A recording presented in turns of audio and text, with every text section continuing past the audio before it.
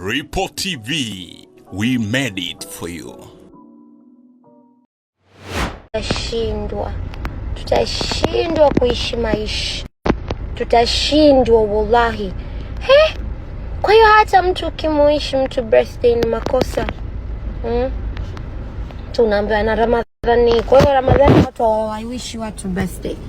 Au watu wanakuwa wanafanyaje? Yaani kwamba hatutaki kuishi watu birthday, hatutaki Mbona maajabu? Mimi sijawahi ona vipi. Labda mimi sijui na tatizo gani. Mimi sijawahi ona kwa kweli. Msifanye hivyo, mnakosea. Watu tutakuwa hatuishi maisha yetu sasa. Tutakuwa watu tunakaa tu watu tutakuwa tunakaa tunasema tutashindwa hata kufanya vitu sasa. Eti mtu ukiwishi mtu birthday pia ni kosa kwa sababu ya kufunga. Mimi nilikuwa sijui. Wacha tuone. Ila sio vizuri.